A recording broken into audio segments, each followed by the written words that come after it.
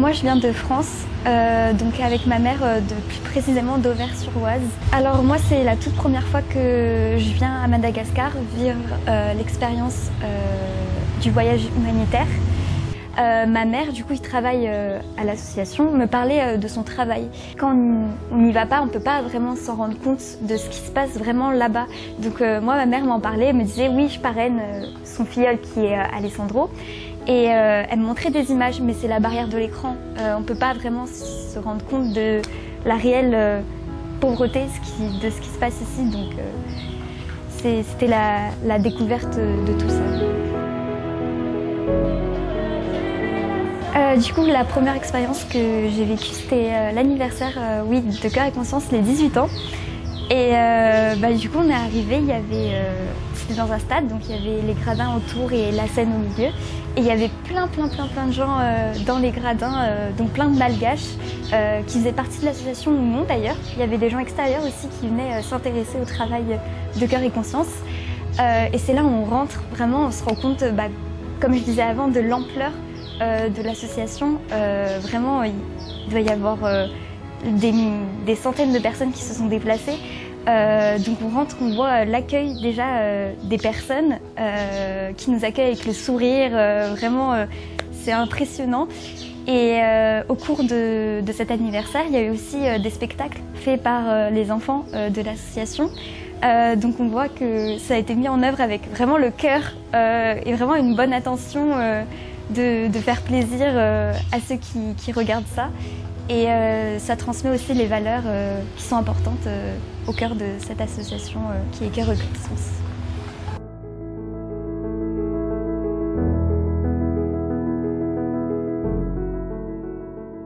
Alors oui, j'ai pu rencontrer le filleul de ma mère qui s'appelle Alessandro. Donc on est parti les voir dans leur maison. Donc quand on rentre déjà, la première chose qu'on remarque bien sûr c'est l'extrême pauvreté, mais ce qui va au-dessus de ça, je veux dire, c'est vraiment l'accueil des familles. C'est vraiment impressionnant parce que ces familles, elles vivent avec rien, elles n'ont pas de ressources, de moyens, elles survivent en fait. Et vraiment, mais quand on rentre, il y a cet accueil, ce sourire, on rentre, t'es de notre famille en fait, tu fais, chez moi, c'est chez toi en fait. Alors du coup, quand j'ai rencontré Alessandro, le filleul de ma mère du coup, donc il était tout timide, donc j'ai inventé un check avec Alessandro pour essayer de créer un lien avec lui. Ensuite, on a rencontré la grand-mère d'Alessandro, sa mère et sa tante. En émotion, c'était vraiment fort parce que comme on dit, c'est la première chose qu'ils voient, c'est vraiment nous. Et ouais, parce qu'on leur ramène, c'est nous, de nous rencontrer comme ce qu'on disait tout à l'heure. Et Alessandro, j'ai vu qu'au fil du temps, il arrivait à enlever cette timidité et être à lui aussi. Et de venir en relation avec nous. Il y a eu un goûter aussi qui a été organisé par l'association. Donc il y avait Alessandro qui était présent et au bout d'un moment, il s'est vraiment décoincé en quelque sorte. Enfin, c'est pas le terme, il s'est vraiment lâché, voilà. Il s'est mis à danser, etc. Donc il y a eu vraiment quelque chose de nouveau.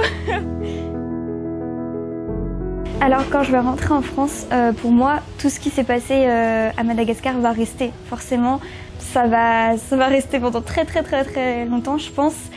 Et puis ça va me faire changer beaucoup de choses que je faisais avant ou que je faisais pas.